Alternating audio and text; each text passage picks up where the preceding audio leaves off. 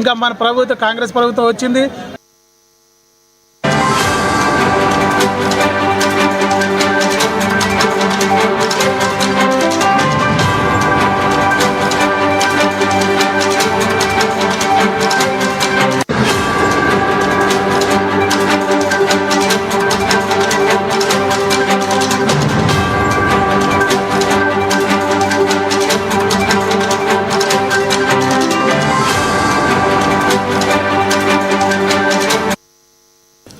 హైదరాబాద్లో నేడు city civil court, judge chambers, Gymkhana club, Raj Bhavan వంటి 4 ప్రాంతాల్లో బాంబు బెదిరింపు మెయిల్స్ వచ్చిన సంగతి తెలిసిందే. ఈ నేపథ్యంలో పోలీసులు 3 గంటల పాటు విస్తృత తనిఖీలు చేపట్టారు. బాంబు స్క్వాడ్, డాగ్ స్క్వాడ్లతో కోర్టు ఆవరణ, ఇతర ప్రాంతాలను క్షుణ్ణంగా పరిశీలించగా ఎటువంటి పేలుడు పదార్థాలు లభించలేదు. ఈ బెదిరింపులు అబీదా అబ్దుల్లా పేరు గల మెయిల్స్ ద్వారా వచ్చాయి.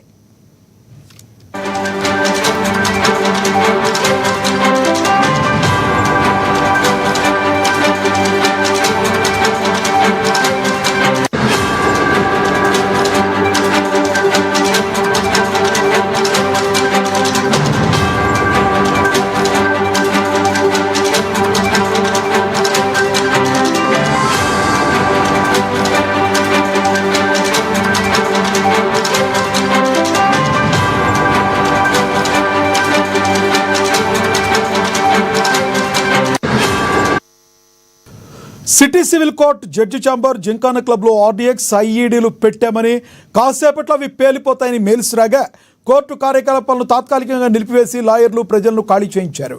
అనంతరం పోలీసు బృందాలు 3 గంటల పాటు తనిఖీలు చేపట్టగా ఎలాంటి పేలుడు పదార్థాలు లభ్యం కాలేదు. దీంతో అంతా ఊపిరి పీల్చుకున్నారు. అయితే ఈ బెదిరింపు మెయిల్స్ వెనుక ఉన్న వ్యక్తులను గుర్తించేందుకు పోలీసులు దర్యాప్తు జరుపుతున్నారు.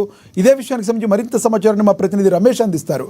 రమేష్, చెప్పండి, అసలు ఈ బెదిరింపులకు పాల్పడటం యొక్క ప్రధాన ఉద్దేశం ఏంటంటారు?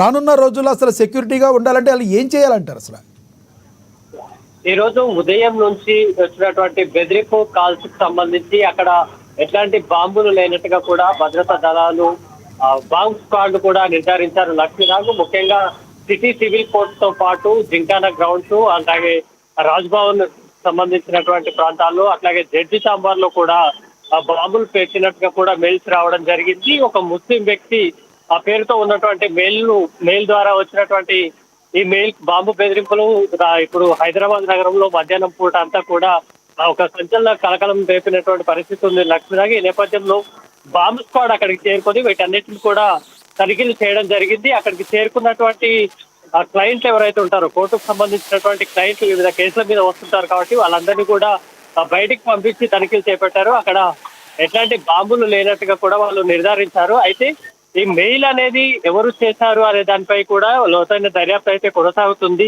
నిజంగానే ఎవరైనా ఉగ్రవాదులు దీనికి సంబంధించి చేశారా, లేదా ఎవరైనా ఆకతాయాలు చేశారా అన్న అంశంపై కూడా తేలాల్సి ఉంది. ఏదేమైనప్పటికీ అక్కడ ఎట్లాంటి బాంబులు లేకపోయిన నేపథ్యంలో భద్రతా దళాలతో పాటు బాంబ్ స్క్వాడ్ కూడా ఊపిరి పీల్చుకున్నారు. Lakshminath, thank you Ramesh.